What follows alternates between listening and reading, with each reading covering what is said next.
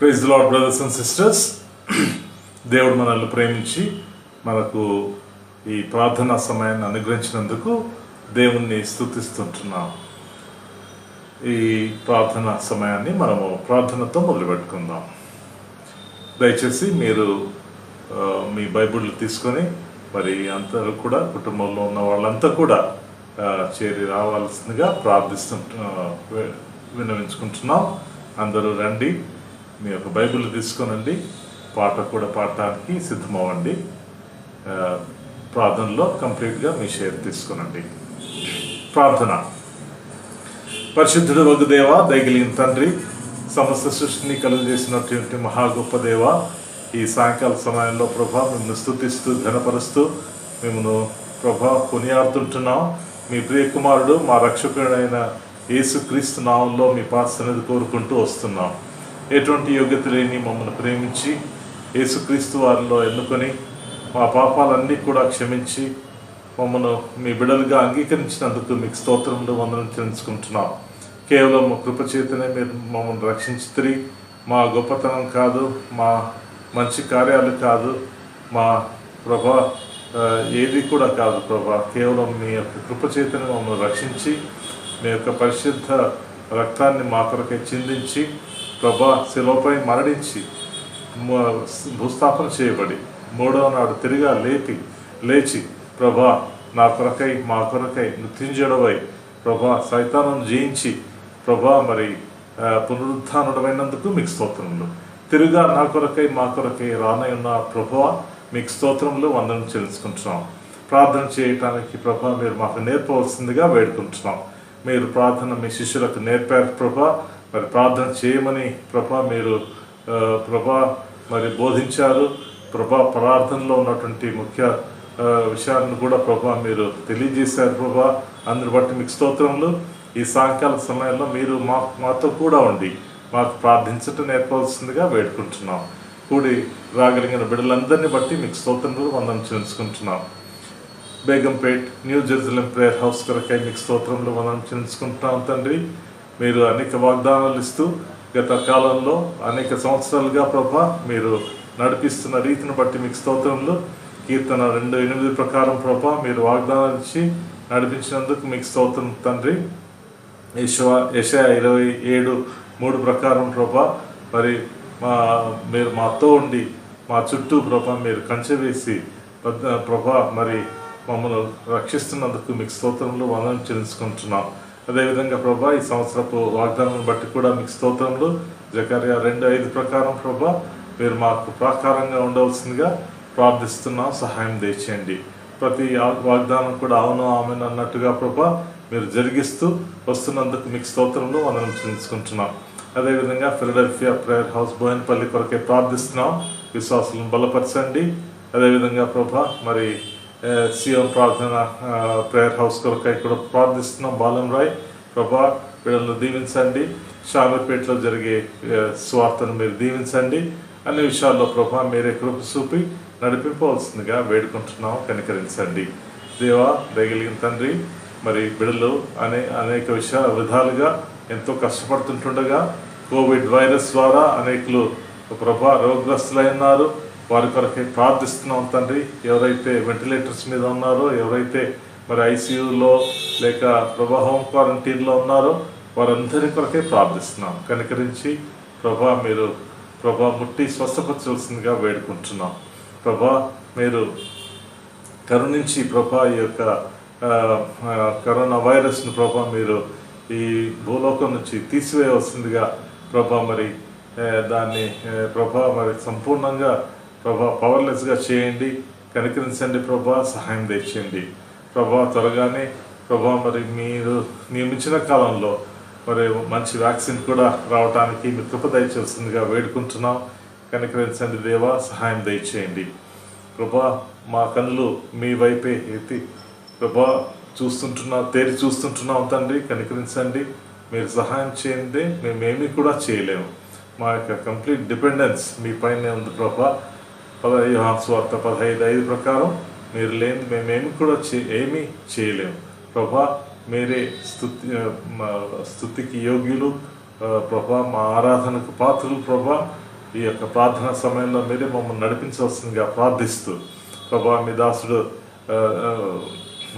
దేవదానం కొరకే ప్రార్థిస్తున్నాం, శిశువు కొరకే ప్రార్థిస్తున్నాం. వారికి ఇచ్చినటువంటి క్షేమ ప్రయాణాన్ని బట్టి మీకు స్తోత్రములు.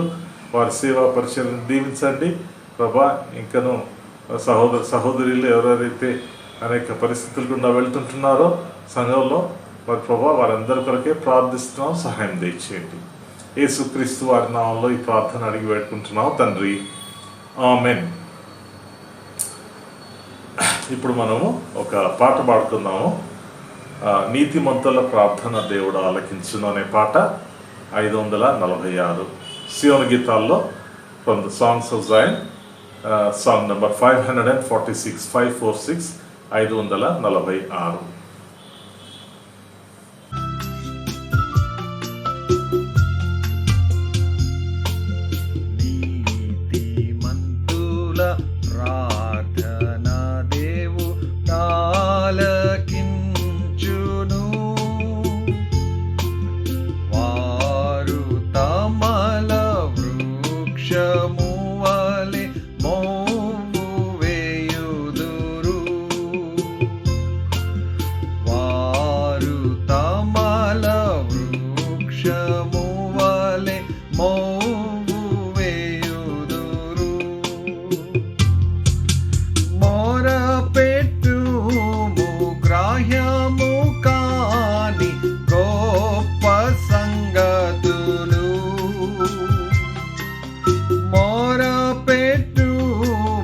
గ్రాహ్యము కాని గొప్ప సంగతులు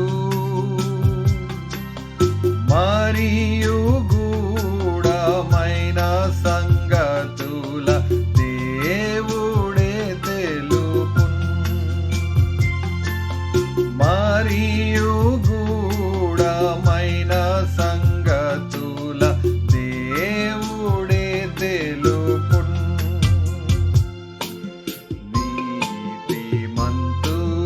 ప్రార్థన దేవుడాలకించును.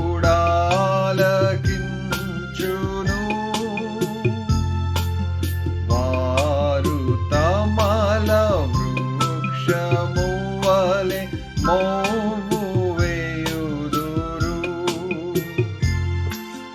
గత కాలమున క్రీస్తు పేరట అడుగకుంటిరి. గత కాలమున క్రీస్తు పేరట అడుగకుంటిరి. సతతము ఆనందమొంద అడుగుడి దొరుకున్. సతతము ఆనందమొంద అడుగుడి దొరకున్. నీతిమంతుల ప్రార్థన దేవుడాలకించును.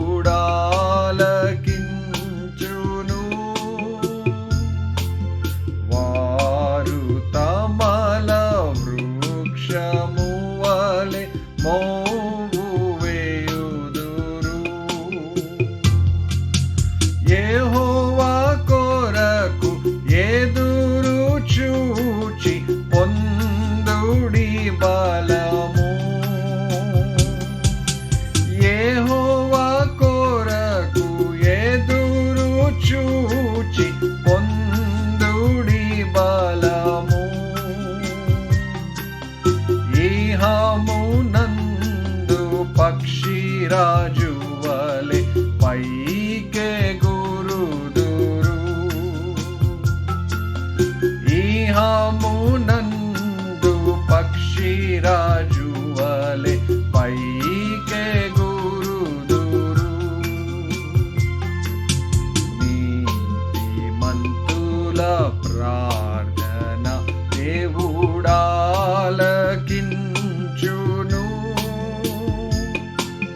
వారు తమల వృక్షము వలె మోము వేయుదురు.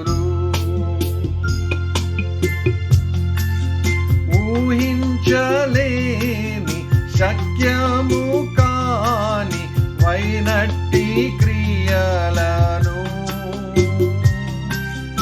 ఊహించలేని శక్తము కాని వైనట్టి క్రియలను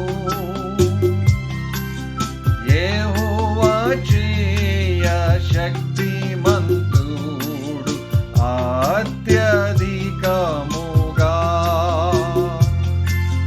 యెహోవా చేయ శక్తిమంతుడు అత్యధికముగా. నీతిమంతుల ప్రార్థన దేవుడాలకించును.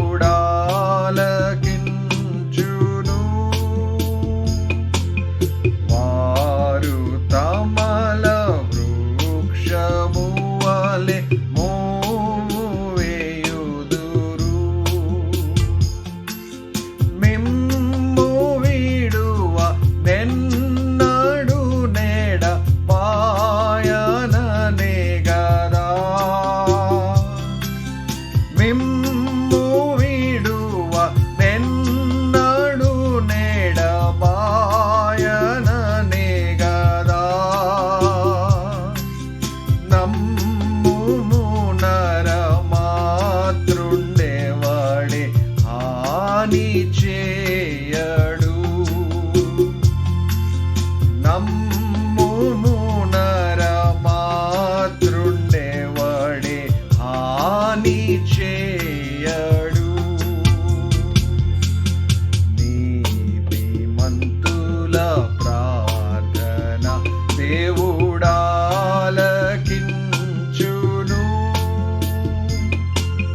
వారు తమల వృక్షము వలె మోము వేయుదురు. ఆ ప్రభు తన ఐశ్వర్యమందు క్రీస్తు యేసులో. ఆ ప్రభు తన ఐశ్వర్యమందు క్రీస్తు యేసులో మీ ప్రతి అవసరము తీర్చి కాచు నిరతమున్.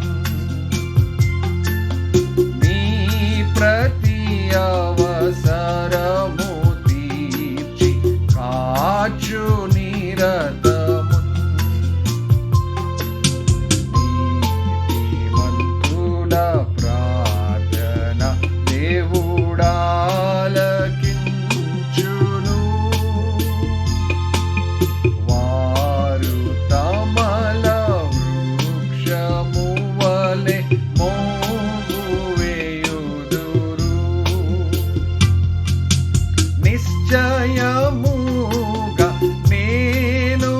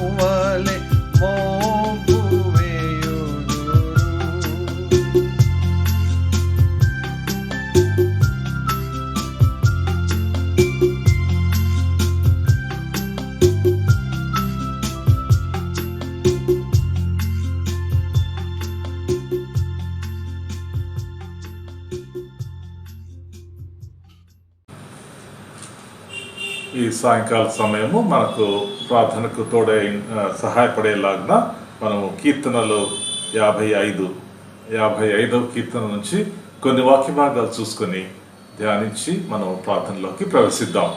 కీర్తన 55 మొదటి 5 వచనాలు చదువుకుందాము. ఆ తర్వాత 16, 17 వచనాలు చదువుకుందాము.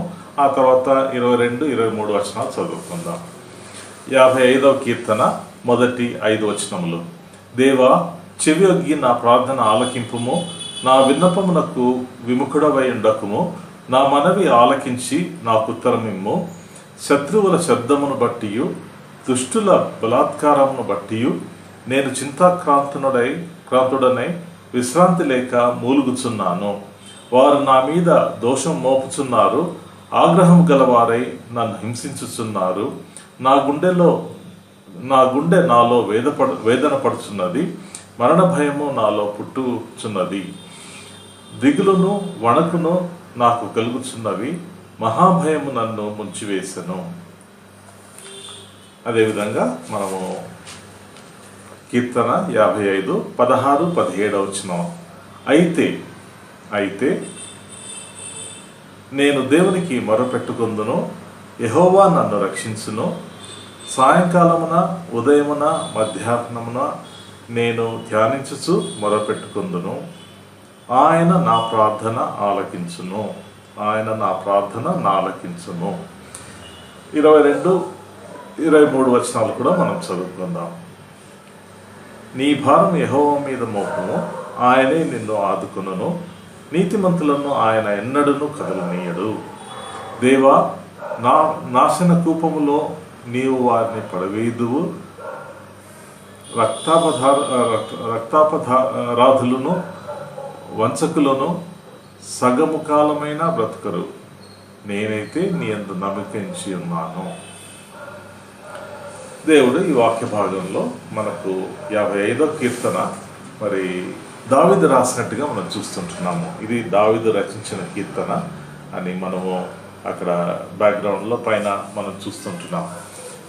దావీదు యొక్క ప్రార్థన ఆయన ఎలా మొదలు పెడుతుంటున్నాడంటే, చెవియొగ్గి నా ప్రార్థన ఆలకింపుము, నా విన్నపమునకు విముఖుడవై ఉండకుము. దేవుడు తన ప్రార్థనను వినాలని, మరి ప్రార్థనకు విముఖుడు కాకుండా, అంటే he should not turn away his face from the prayer అన్నట్టుగా మనం చూస్తుంటున్నాం. 10వ కీర్తనలో కూడా ఆ విధంగానే 10, 13 కీర్తనలో కూడా మనం ఆ విధంగానే చూస్తుంటున్నాం.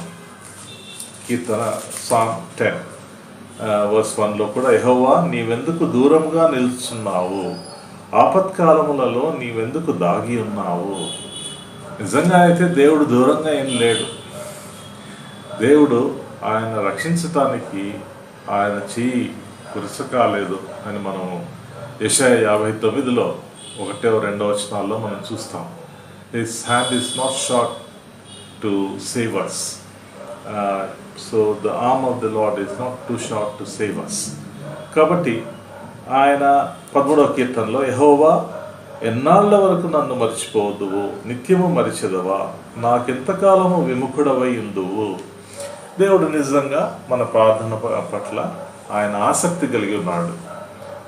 ఆయన చెవులు, దేవుని వాక్యంలో మనం చూస్తాం ఆ విధంగా, ఆయన చెవులు మన ప్రార్థన వైపు ఒగ్గి ఉన్నాయి. అంటే his ears are inclined towards the cries and prayers of his children. So God is concerned about us and God is he cares for us. మన నిమిత్తమై ఆయన చింతించుచున్నాడు. సో ఈ వాక్య భాగంలో 55వ కీర్తనలో మరి దావీదు కొన్ని పరిస్థితులు గుండా వెళ్తుంటాడు. అవి సామాన్యమైనటువంటి పరిస్థితి కాదు. 55వ కీర్తన మనం చూసినప్పుడు 55వ కీర్తన ఈ బ్యాక్గ్రౌండ్ మరి 2 సమూయేలు 15, 16, 17 అధ్యాయాల్లో ఉన్నట్టుగా మనకు అనేక వాక్య భాగాల ద్వారా మనం ఆ విధంగా అర్థం చేసుకోవచ్చు. మెయిన్గా మరి దావీదు కుమారుడైనటువంటి అబ్షాలోము తిరగబడి ఆయన పైన మరి అనేక జనులను తనపై తిప్పుకొని మరి ఆయన ఎదిరించాడు. అప్పుడు మరి రాజైన దావీదు ఉన్నపాటుగానే ఆయన పరిగెత్తుకుంటూ ఆయనతో ఉన్నటువంటి వాళ్ళంతా కూడా పరిగెత్తుకుంటూ మరి యెరూషలేమును వదిలేసి మరి అరణ్యం బయటకు పోయినట్టుగా మనం చూస్తుంటున్నాం. సో ఆ బ్యాక్గ్రౌండ్లో ఇది రాసినట్టుగా మనం చూస్తున్నాం. ఈయనకు వచ్చినటువంటి ప్రాబ్లం ఏంటి? What is his problem? ఈ ప్రాబ్లంకంతా కూడా, ఈ సమస్యకంతా కూడా దావీదే కారకుడని కూడా మనం చెప్పుకోవచ్చు. ఎందుకంటే ఆయన మరి తన పర్సనల్ లైఫ్లో, తన వ్యక్తిగత జీవితంలో మరి ఆయన మంచి సాక్ష్యాన్ని పొందలేకపోయాడు. కాబట్టి అబ్షాలోము మరి ఇతర కుమార్తెలు ఆయనకు ఉన్న వాళ్ళంతా కూడా మరి అలాంటి ఒక డిస్టర్బ్డ్ ఫ్యామిలీస్గా మనం చూస్తుంటున్నాం. మరి 9, 10, 11 వచనాల్లో మనం చూసినట్లయితే, కీర్తన 55, 9, 10, 11 వచనాల్లో మనం చూసినట్లయితే చాలా మరి షేకప్, చాలా డిస్టర్బెన్సెస్ అక్కడ మనం చూస్తుంటున్నాం. పట్టణంలో బలాత్కార కలహములు జరుగుట నేను చూస్తున్నాను. ప్రభువా, అట్టి పనులు చేయవారిని నిర్మూలం చేయవారి నాలుకలు ఛేదింపుము అని అంటున్నాడు. రాత్రింబవళ్ళు వారు పట్టణపు ప్రాకారముల మీద తిరుగుతున్నారు. పాపమును చెడుతనమును దానిలో జరుగుతున్నది. దాని మధ్యన తన కింగ్డమే, ఆయన రాజ్యమే. కానీ ఇలాంటి పరిస్థితులు ఆయన్ను ఓవర్టేక్ చేసేసాయి, ఆయన్ను అధిగమించేశాయి. ఇప్పుడు పరిస్థితులు ఆయనకంతా చేజారిపోయాయి. 11వ వచనంలో, దాని మధ్యను నాశన క్రియలు జరుగుతున్నవి, వంచనయు కపటమును దాని అంగడి వీధుల్లో మానక జరుగుతున్నవి. మరి యెరూషలేములో ఈ విధంగా జరుగుతున్నాయి, గమనించండి. మరి ఎవ్రీథింగ్ ఈజ్ ఫాలింగ్ అపార్ట్ అన్నట్టుగా. ఇప్పుడు ఈయన మరి వాహనం, ఈయన నడిపే బండి టైర్ ఒక సైడ్ వెళ్ళిపోతుంది, ఫ్రంట్ టైర్ బ్యాక్ సైడ్ ఇంకో టైర్ ఊడిపోతుంది, ఇంకో స్క్రూ లూజ్ అయిపోతుంది. It looks like life is falling apart from every angle. ఈ 3 వాక్యాలను బట్టి చూస్తే మనకు ఇంకా ఆయన కింగ్డమ్, ఆయన యొక్క రాజ్యము ఎంతో షేకీగా ఉన్నట్టుగా మనం చూస్తుంటున్నాం. సో దీనికి తోడు ఆయనకి ఇంకొకటి జరిగింది. అదేంటి? 12వ వచనంలో, నన్ను దూషించేవాడు శత్రువు కాడు, శత్రువైన ఎడల నేను దాన్ని సహింపవచ్చును. నా మీద మెట్టిపడువాడు నా యందు పట్టినవాడు కాడు. అయితే ఎవరు ఆయన? నా సహకారి, నా చెలికాడవు, నా పరిచయుడవు. మనము కలిసి మరి గోష్ఠి చేసిన వారము, ఉత్సవానికి వెళ్ళాము. 13, 14, 15 వచనాల్లో, 12, 13, 14 వచనాల్లో తనకు చాలా క్లోజ్గా ఉన్న వ్యక్తే ఈ విధంగా ఆయన పైన ఎదిరించాడు. అంటే ఇక్కడ అబ్షాలోము గురించి కాదు, అబ్షాలోము వైపు మరి మొగ్గినటువంటి అహీతోపెలు గురించి రాయబడింది ఇక్కడ. అహీతోపెలు ఎవరంటే ఆయన ఎంత వైజ్ పర్సన్ అంటే, మరి 2 సమూయేలు 16వ అధ్యాయంలో ఆయన గురించి ఎట్లా రాసిందంటే అంత పర్ఫెక్ట్ అడ్వైజ్ ఇస్తాడు. ఆ దినములలో 2 సమూయేలు, 2 Samuel chapter 16 verses 23, 2 సమూయేలు 16:23లో అహీతోపెలు గురించి ఈ విధంగా రాయబడింది. ఆ దినములలో అహీతోపెలు చెప్పిన ఏ ఆలోచన అయినను ఒకడు దేవుని యొద్ద విచారణ చేసి పొందిన ఆలోచనట్టుగా ఉండెను. దేవుని దగ్గర ఆలోచన పొందిన వ్యక్తిలాగా పొందినట్టుగా ఈయన చెప్పే ఆలోచన అంత పవర్ఫుల్, అంత క్లియర్గా ఉంటుందని మనకు అర్థమవుతుంది. ఇప్పుడు రాజుకు అంత సహాయకుడుగా ఉన్నటువంటి అహీతోపెలు ఇప్పుడు ఎనిమి వైపు వెళ్ళిపోయాడు. ఇప్పుడు అబ్షాలోం వైపు వెళ్ళాడు. ఎందుకంటే దానికి కారణం ఉంది. అహీతోపెలు ఎవరంటే బత్షెబాకు గ్రాండ్ ఫాదర్, తాత అవుతాడు. మరి ఆ వాక్య భాగాలు మనం చూస్తాం. ఏలియాం కుమారుడు. 2 సమూయేలు 11వ అధ్యాయంలో మనము ఎవరు బత్షెబా అంటే, బత్షెబా ఆమె ఏలియాము కుమార్తెయు హిత్తియుడగు ఉరియాకు భార్య అయిన బత్షెబా. అంటే ఏలియాము బిడ్డ బత్షెబ. ఏలియాము తండ్రి అహీతోపెలు అన్నట్టుగా మనము మరి ఈ వాక్య భాగంలో మనము చూస్తుంటున్నాము. 2వ సమూయేలులో మనము 23వ అధ్యాయంలో మనం చూసినట్లయితే 2 Samuel chapter 23 verse 34. 2వ సమూయేలు 23:34, 23వ అధ్యాయము 34వ వచనంలో మనం చూసినట్లయితే గిలోనీయుడైన అహీతోపెలు కుమారుడగు ఏలియాము. ఇదంతా ఒక పట్టిక ఉంది. ఈ పట్టికలో ఏంటి? 30 మంది 30 వేలియంట్ మెన్ ఆఫ్ డేవిడ్. దావీదుకు ఉన్నటువంటి మంచి మహాశూరులలో 30 మంది. ఆ 30 మందిలో ఏలియాము కూడా ఉన్నాడు. ఈ ఏలియాము బిడ్డనే బత్షెబ. అంటే ఏలియాము మరి దావీదు సైన్యంలో ఉన్నాడు. బత్షెబ భర్త కూడా సైన్యంలో ఉన్నాడు. అహీతోపెలు రాజు యొక్క మరి కూటంలో మరి ఆయన అడ్వైజర్గా ఉన్నాడు. మరి బత్షెబాను గురించి జరిగినటువంటి విషయంగా మరి ఆయన ఒక పగబట్టి ఉన్నాడు. ఆయనలో ఒక చేదైన ఇది వేరు ఉండిపోయింది.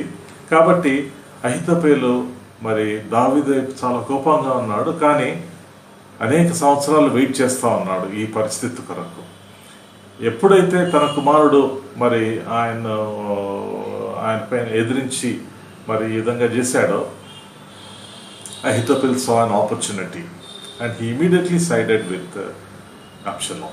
అబ్షలోం వైపు ఇమీడియట్గా తిరిగాడు. ఆయన వైపు వెళ్ళాడు. ఇప్పుడు రాజు అయిన దావీదుకు ఇప్పుడు శత్రువుగా మారాడు.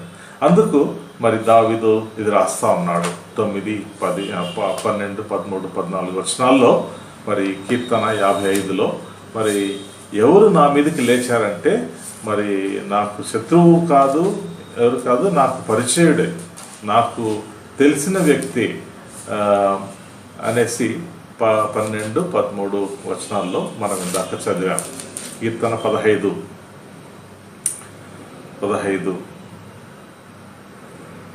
12వ వచనం, నన్ను దూషించువాడు శత్రువు కాడు. 13వ వచనం, ఈ పని చేసిన నీవు నా సహకారివి, నా చెలికాడు, నా పరిచయుడు. సో కాబట్టి మరి అహీతోపెలుకు ఎంతగానో మరి కోపం ఉంది దావీదు మీద. ఇప్పుడు ఆయన శత్రువు అయ్యాడు. దావీదుకు ఇప్పుడు అహీతోపెలు కనుక ఒక ప్లాన్ వేస్తే అది తప్పక 100% పర్ఫెక్ట్ ప్లాన్ అది. అందుకే మరి రాజైన దావీదు మరి పారిపోతున్నాడు. ఇప్పుడు అబ్షాలోము నుంచి పారిపోతూ ఒకటే ప్రార్థన చేశాడు, ఇప్పుడు దేవుని దగ్గర ప్రార్థన చేస్తున్నాడు దావీదు. ఏమని ప్రార్థన చేస్తున్నాడు? అహీతోపెలు యొక్క ఆలోచనలు చెడగొట్టాలి. అహీతోపెలు యొక్క ఆలోచన ప్రభువు దాన్ని మరి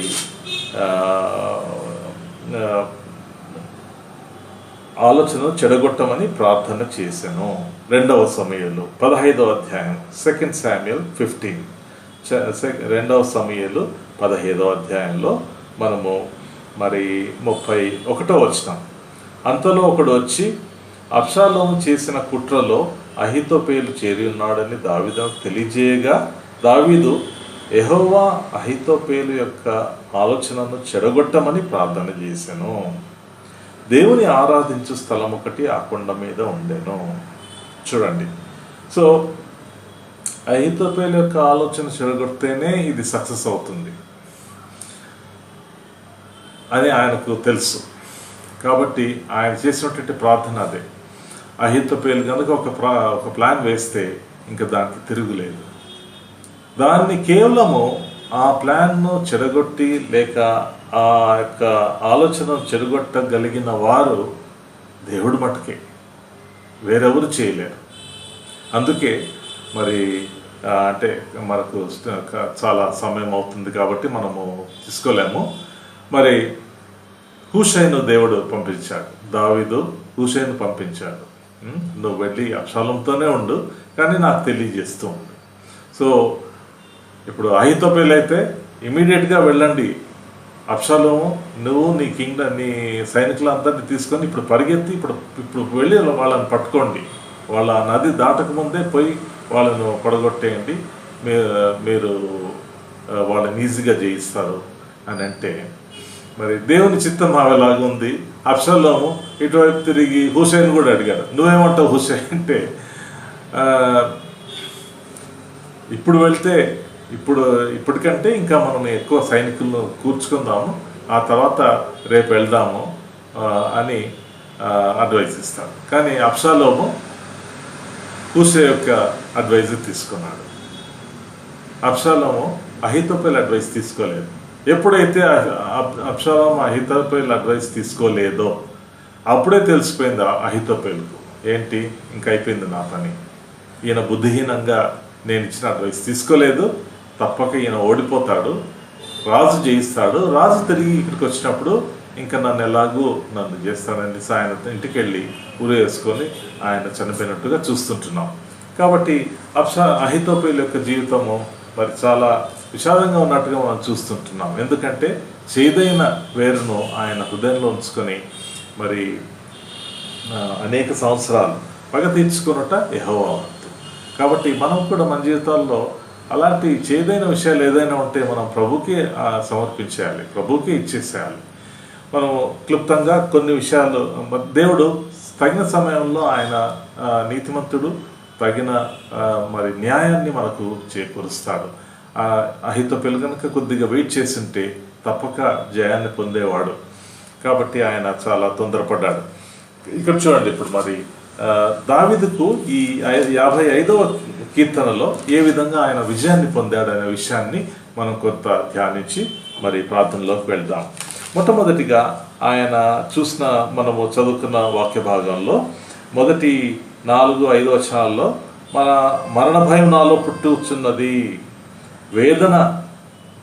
నా గుండె నాలో వేదన పడుచున్నది, దిగులును వణకును నాకు కలుగుతున్నవి, నా మహాభయం నన్ను ముంచివేసెను అని చాలా బెదిరిపోయాడు. ఇప్పుడు చాలా భయపడి చాలా తనలో తాను కుమిలిపోతున్నాడు. అయ్యో ఎందుకు, ఇంకా మరి శత్రువుల శబ్దమును బట్టి, అక్కడ 2వ వచనంలో 3వ వచనాల్లో శత్రువుల శబ్దం అక్కడ వస్తుంటే మరి ఈయనకు ఇక్కడ మరి వణకుడు మొదలైంది. అంత కష్టపడ్డాడు, అంత బాధ, అంత మరి భయాక్రాంతుడయ్యాడు, చింతాక్రాంతుడయ్యాడు, విశ్రాంతి లేక మూలుగుచున్నాడు. ఇలాంటి వ్యక్తి మరి ఏం చేయాలి? మొదలైతే భయపడ్డాడు, అది సహజమే. కానీ ఆయన చేసింది ఏంటి? 6-7 వచనాల్లో, ఆహా గువ్వల వలె నాకు రెక్కలున్నాడలా నేను ఎగిరిపోయి నెమ్మదిగా ఉందనే. అంటే ఇక్కడి నుంచి ఎగిరిపోతే నా ప్రాబ్లమ్స్ అన్నీ సాల్వ్ అవుతాయనా? అలా కాదు. కానీ ఆయన అట్లా ఆశపడ్డాడు. పెనుగాలిని సుడిగాలిని తప్పించుకొని అరణ్యంలో నివసించుందనే అనుకుంటుని. అంటే ఇక్కడి నుంచి పరిగెత్తితే నా ప్రాబ్లమ్స్ అన్నీ పోతాయి అన్నట్టుగా మనం చూస్తుంది. ఇంకో భాగంలో మనం చూసినట్లయితే మరి వారికి 15వ వచనం చూడండి, వారికి మరణము అకస్మాత్తుగా వచ్చుగాక, సజీవులుగానే వారు పాతాళము దిగిపోదురుగాక, చెడుతనం వారి నివాసంలోనూ అంతరంగంలోనూ ఉండున్నది. కాబట్టి దావీదు యొక్క ఇక్కడ వైఖరి చూస్తుంటే, ప్రభా నేనైతే ఇక్కడ ఒకవేళ 2 ఆప్షన్స్ ఉన్నాయి. ఒకటైతే నేను ఇక్కడి నుంచి పరిగెత్తి వెళ్ళిపోతాను అరణ్యంలోకి, రెండవది నువ్వన్న వాళ్ళని చంపు అన్నట్టుగా ఒక కొద్దిగా ఇమ్మెచ్యూర్గా ప్రేయర్ చేసినట్లుగా ఉంది. కానీ ఆయన భయక్రాంతుడై ఉన్నాడు, ఇప్పుడు చింతాక్రాంతుడై ఉన్నాడు, చాలా కష్టాల్లో ఉన్నాడు, మరణం ఆయన్ను వెతుక్కుంటూ వస్తుంది ఇప్పుడు. కానీ ఇప్పుడు ఆయన చేసిన పని ఏంటి? మొట్టమొదటిగా ఆయన చాలా వరి అయ్యాడు. ఆ వరి అవటం ద్వారా ఆయనకు ఫలితం లేదు. కానీ ఇప్పుడు మహాభయము నన్ను ముంచివేసానని భయపడ్డాడు, దానివల్ల లాభం లేదు. ఎగిరిపోతాను అనుకున్నాడు, ఈ ప్రాబ్లమ్స్ నుంచి పరిగెత్తి వెళ్ళిపోతాను అనుకుంటున్నాడు, అది కూడా ఏం లాభం లేదు. చాలామంది ఇలా అంటుంటారు, అయ్యో ఈ ప్రాబ్లమ్స్ ఎక్కడి నుంచో పారిపోవాలనిపిస్తుంది. మీరు పారిపోతే మీ ప్రాబ్లమ్స్ కూడా మీతో పాటే వస్తాయి. కాబట్టి మనం పారిపోవటం కాదు, మనం ప్రభువుని అడగటం, అది ముఖ్యం. దావీదు చేసింది అదే. 16-17 వచనాల్లో మనం చూడబోతుంటున్నాం. కాబట్టి మనము చాలామంది ఇట్లా అంటుంటారు, దిస్ 2020 2020 సంవత్సరము ఎంత ఫాస్ట్ పేస్గా అయిపోతే అంత మంచిది, ఈ ప్రాబ్లమ్స్ అన్నీ పోతాయి, భరించలేకపోతున్నాము అని చాలాసార్లు మొన్న మా ఒక మీటింగ్లో జరిగితే ఆఫీస్లో ఒక డైరెక్టర్ అలా అంటున్నారు, this 2020 I feel it should go very fast, it should be fast paced. 2021లో రావా ప్రాబ్లమ్స్? ఎవరైనా చూసారా? కాబట్టి దేవుడే నిన్న నేడు నిరంతరం ఏకరీతిగా ఉన్నటువంటి దేవుడు మన యేసు ప్రభు, ఆయన మట్టుకే మనకు సహాయం చేయగలడు. 16-17 వచనాల్లో మరి ఇప్పుడు ఒక మాట అంటున్నాడు ఆయన, అయితే వీటన్నిటికీ వీటన్నిటి ద్వారా జవాబు లేదు ఆయనకు. దావీదుకు మరి తాను వరి అవ్వటం ద్వారా లేక పారిపోవటం ద్వారా వీటన్నిటి ద్వారా ఆయనకు సమాధానం దొరకదు, కానీ లేక ఆయనకు రెస్పాన్స్ దాని ద్వారా ఆయన ప్రాబ్లమ్స్ సాల్వ్ అయిపోవు. కానీ దేనివల్ల జరుగుతుంది? అయితే ఇక్కడ 16-17 వచనాలు కలిసి చదువుకుందాం. అయితే నేను దేవునికి మొర్ర పెట్టుకుందును, యెహోవా నన్ను రక్షించును. సాయంకాలమున ఉదయమున మధ్యాహ్నమున నేను ధ్యానించుచు మొర్ర పెట్టుకుందును, ఆయన నా ప్రార్థన ఆలకించును. ఇక్కడ ఉంది, this is the crux, this is the pivotal point, ఇది సెంట్రల్ పాయింట్ అనమాట. ఇది చేయటం ద్వారా మొత్తం ఆయన యొక్క ప్రాబ్లమ్స్ అన్నీ కూడా మరి సాల్వ్ అయినట్టుగా మనం చూస్తుంటున్నాం. ఆ తర్వాత వచనాల్లో ఏ విధంగా చూస్తుంటున్నాం? అయితే ఆయన చేసింది ఏంటి? ఇలా ఆయన కన్ఫ్యూజ్డ్గా ఉన్నా కానీ, ఇలా ఆయన చాలా కలవరపడుతున్నా కానీ మనం కూడా కలవరపడుతుంటాం. ఈ మనకున్న పట్టణంలో 9, 10, 11 వచనాల్లో ఇలాంటి పరిస్థితులే ఉన్నాయి. పట్టణంలో బలాత్కారంలో కలహాలములు జరుగుట నేను చూస్తున్నాను. ఒకరోజు హాత్రాస్, ఇంకో రోజు ఇంకొక రాసు, ఇంకొక రోజు ఇంకో ప్రాబ్లం. మరి న్యూస్ మనం చూస్తే అసలు వినలేము, అంత మరి అరాచకం జరుగుతున్నట్టుగా.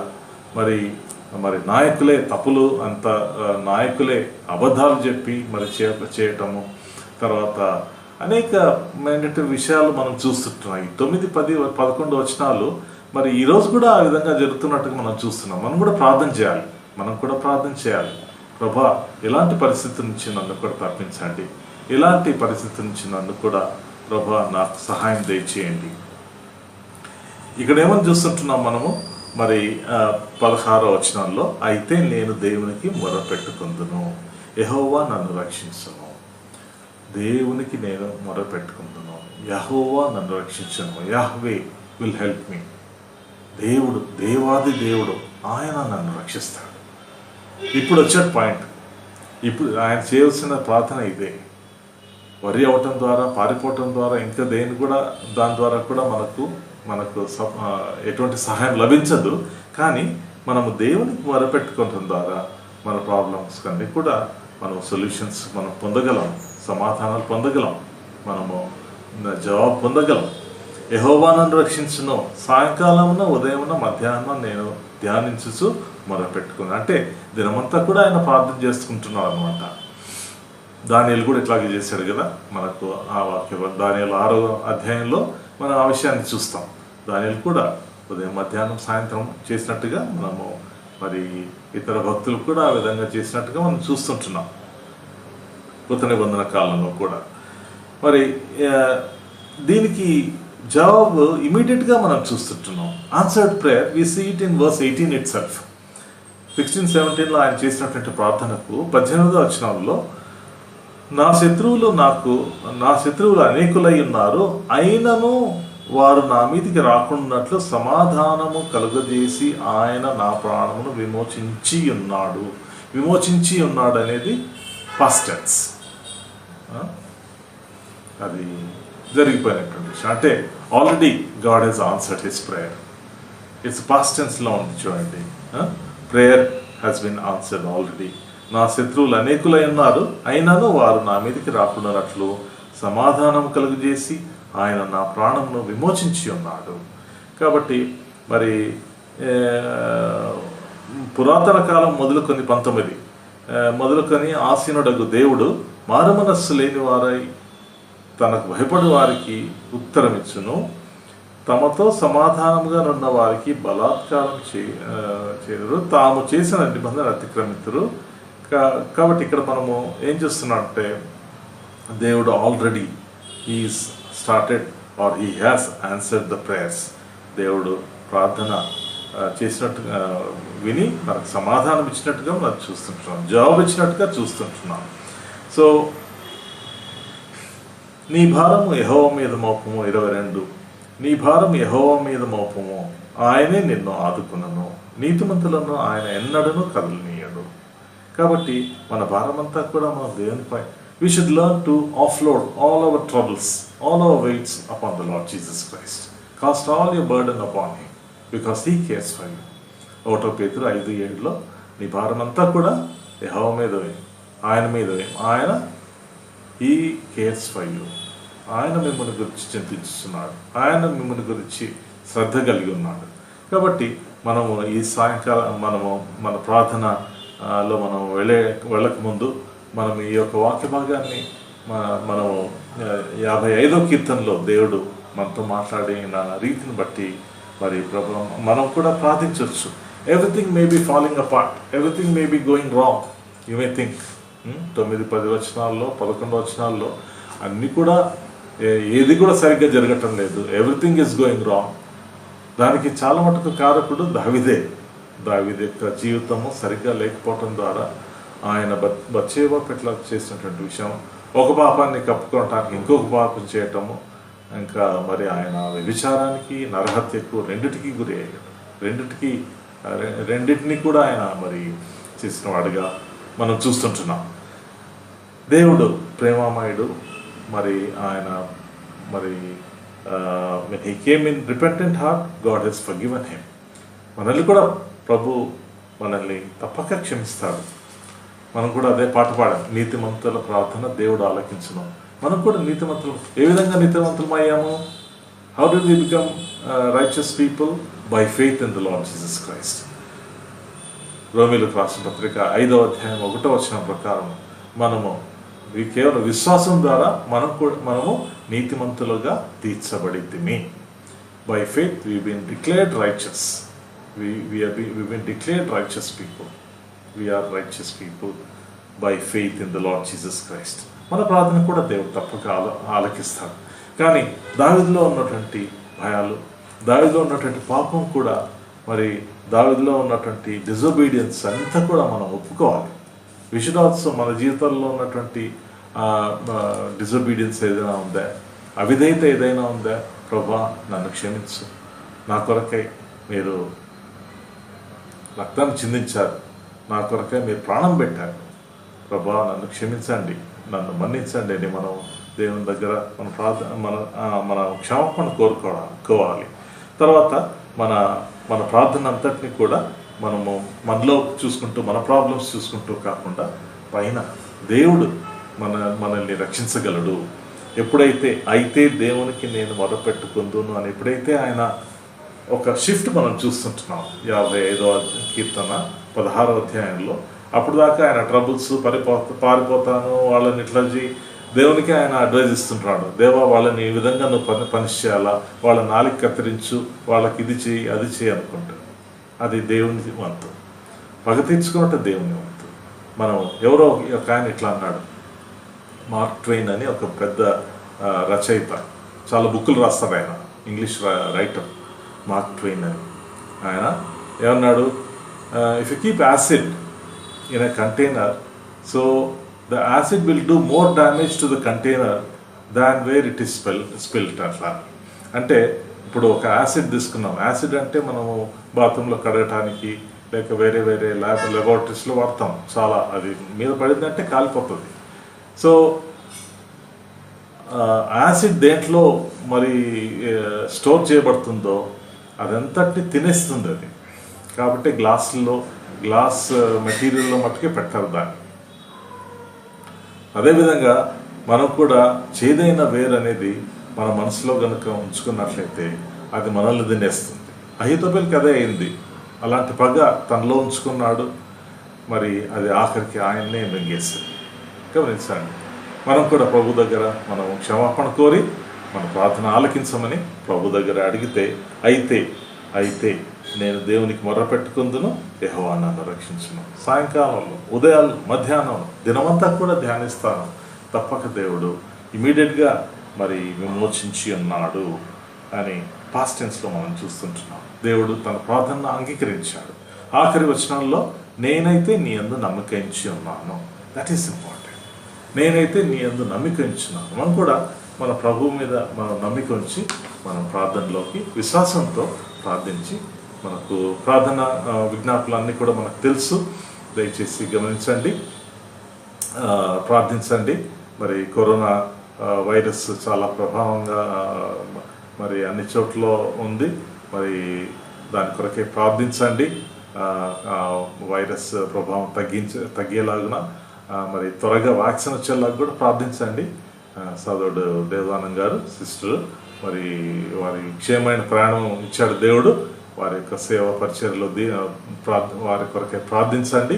ఆరోగ్యం కొరకే ప్రార్థించండి. ఇంకా ఎవరెవరైతే సహోదర సహోదరులు సిగ్గా ఉన్నారో వాళ్ళ కొరకు కూడా జ్ఞాపకం చేసుకునండి. మన 4 సంఘాల కొరకే ప్రార్థించండి. బోయనపల్లి, బేగంపేట్, బాలంరాయ్, మరి షామీర్పేటలో కూడా జరుగుతున్న సేవ నిమిత్తమై ప్రార్థించండి. మరి అందరూ కూడా మరి ఎడతెగ ప్రార్థిస్తూ, విశ్వాసంతో ప్రార్థిస్తూ మరి దేవుణ్ణి ప్రాధేయపడదాం. దేవుడు తప్పక మనల్ని దర్శిస్తాడు, మన ప్రార్థనకు జవాబిస్తాడు.